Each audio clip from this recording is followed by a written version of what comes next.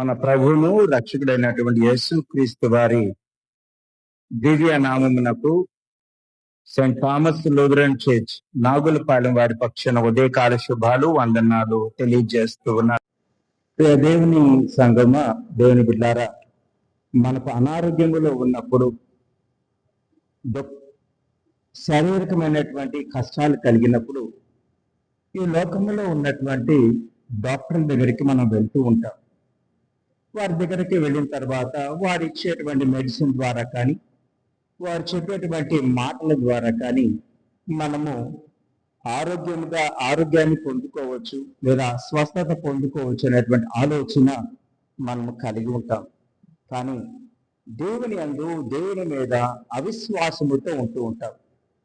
యోహాను సువార్తలో మనము గమనిస్తే 5వ అధ్యాయము 5 నుంచి 9 వచనాల వరకు మనము గమనిస్తే అక్కడ బెతెస్దా అనబడేటువంటి కోనేటి దగ్గర ఒక 38 సంవత్సరాల నుంచి అనారోగ్యములు ఉన్నటువంటి అతను కనిపిస్తూ ఉంటాడు.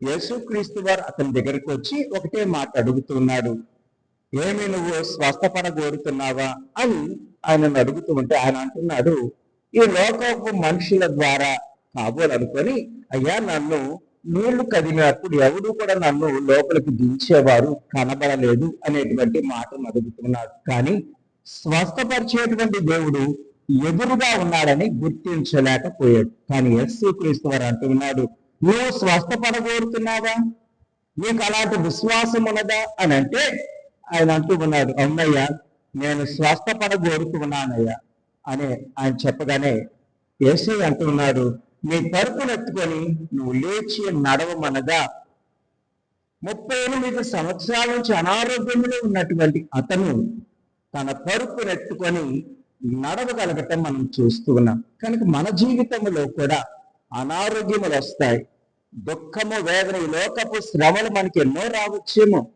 కానీ దేవుడు అంటున్నాడు, నువ్వు స్వస్థపరచగోరేటువంటి దేవుడు నీ పక్షమునున్నాడు.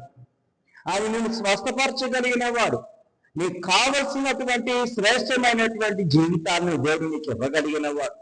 కనుక విశ్వాసముతో దేవుని మనం ఎప్పుడైతే అడగగలుగుతామో మనకు ఉండవలసినటువంటి విశ్వాసం ఏంటంటే మన ఆసక్తిని బట్టి క్రీస్తు శక్తి మన పట్ల జరుగుతూ ఉండదనేటువంటి మాట మనము గమనించాలి.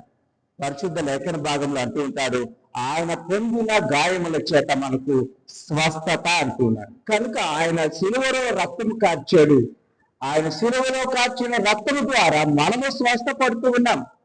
కనుక ఈ దినమునైనా ఏ ఉదయకాలమునైనా నీకు స్వస్థత కావాలా, దేవుని దగ్గరికి రా. నీకు ఆరోగ్యం కావాలా, దేవుని దగ్గరికి రా. నీ హృదయంలో దేవుని చేర్చుకో.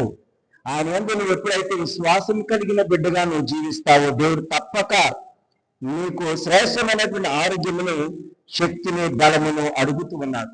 కనుక ప్రియమైన దేవుని కుటుంబమా, దేవుని బిడ్డ, ఈ దినమున దేవుడి నుంచి నిన్ను అడుగుతూ ఉన్నాడు, నువ్వు రోగిగా ఉన్నావేమో, ఏ రోగముతో బాధపడుతున్నావేమో, ఏ మానసికమైనటువంటి అనారోగ్యములో నువ్వు ఉన్నావేమో ఒక్కసారి పరిశీలన చేసుకో. వాటినన్నిటిని తీసివేయగలిగిన వాడు నిజరక్షకుడైనటువంటి యేసుక్రీస్తు వారిని గ్రహించు, గుర్తించు. ఆయనలో ఎదగటానికి నువ్వు ప్రయత్నం చేయి. నువ్వు ఎప్పుడైతే ఆయన విశ్వాసం ఉంచుతావో దేవుడు తప్పక నిన్ను స్వస్థపరుస్తాడు. దేవుడు తప్పక నీకు కావలసినటువంటి ఆరోగ్యాన్ని, శక్తిని, బలము దాచాడు. ఈ దినము నుంచి నువ్వు ఆయన యందు విశ్వాసం కలిగిన బిడ్డగా జీవించడానికి ప్రయత్నం చేయి. అలాంటి కృప పరిశుద్ధాత్మ దేవుడు మనందరికీ దయచేసి బలపరిచి ఆశీర్వదించును కాక. ఆయన ముగింపు ప్రార్థన ఆశీర్వాదముతో ఉదయకాల ధ్యాన మాలిక ఆరాధనను ముగించుకుందాం. ప్రార్థన చేసుకుందాం. కృపాశక్తి సంపన్నుడా, ప్రేమ కలిగిన మా గొప్ప దేవ, ఈ ఉదయకాలమున ఆయన బిడ్డలతో మాట్లాడుతూ ఉండగా 38 సంవత్సరముల నుంచి అనారోగ్యములో బెతెస్దా కోనేటి దగ్గర ఉన్నటువంటి అనారోగ్యములు ఉన్నటువంటి వానితో నువ్వు మాట్లాడిన రీతిగా ఎవరైతే మా బిడ్డలు అనారోగ్యములో ఉన్నారు, ఎవరైతే నాన్న లేవలేని స్థితిలో ఉన్నారు, ఎవరైతే శరీర బడలికలతో ఉన్నారు, ఎవరైతే దగ్గు, జలుబు, జ్వరములతో బాధపడుతూ ఉన్నారో వారి జ్ఞాపకం చేసుకుని మనం అడుగుతూ ఉన్నాము నాయన. దేవ అదే రీతిగా నాయన దీర్ఘకాలిక రోగాలతో ఎయిడ్స్, అదే రీతిగా నాయన అనేక రకమైనటువంటి రుగ్మతలతో బాధపడుతున్నారు. వారిని మీరు జ్ఞాపకం చేసుకుంటాను. మీ గాయపడిన హస్తమును వారి మీద ఉంచండి నాయన, స్వస్థపరచమని అడుగుతున్నాం. స్వస్థపరచగలిగినటువంటి దేవుడు మీరే అని విశ్వాసంతో మిమ్మల్ని అడుగుతూ ఉండగా నాయన మీ గొప్ప కార్యములను ఉదయ కాలమైన బిడ్డల పక్షమున జరిగించి బలపరచమని అడుగుతున్నాము తండ్రి. ఈ దినమంతా మేము చేసే మా ప్రతి పనిలోను ప్రయాణాలలోను మీరు తోడుగా ఉండి సమస్తమైన మేలుతో తృప్తిపరచి బలపరచమని మీ విశ్వాసమును మా బిడ్డలందరికీ నాయన శ్రేష్టమైనటువంటిదిగా ఎంచి బలపరచమని, దాని ద్వారా మీరు మహిమ ఘనత ప్రభావాలు పొందమని ఈ మా మనవులను మా ప్రభువైన యేసుక్రీస్తు ద్వారా ప్రార్థించి వేడుకుంటున్నాము తండ్రి.